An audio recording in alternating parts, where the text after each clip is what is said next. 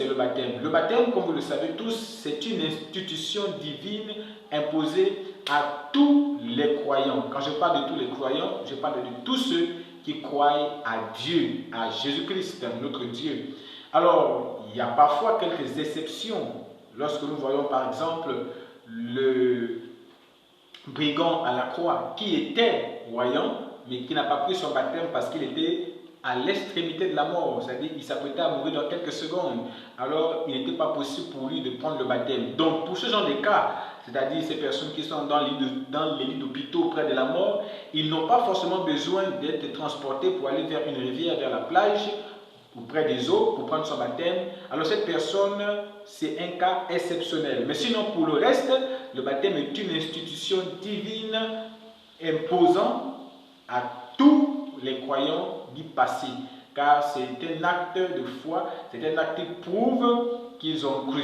Alors bien aimé dans le Seigneur, il y a des versets qui peuvent essayer d'appuyer cela. Si vous prenez le livre de Marc 16, la Bible dit, celui qui croira et qui sera baptisé, alors sera sauvé. Donc lorsque vous croyez et que vous êtes baptisé, déjà vous êtes sauvé. Mais lorsque vous ne croyez pas, même si vous n'êtes pas baptisé, alors vous êtes condamné. Donc le baptême vient après la croyance. Le baptême est toujours lié à la croyance. Et si vous regardez, bien aimé dans le Seigneur, le livre de 2 Pierre, précisément au chapitre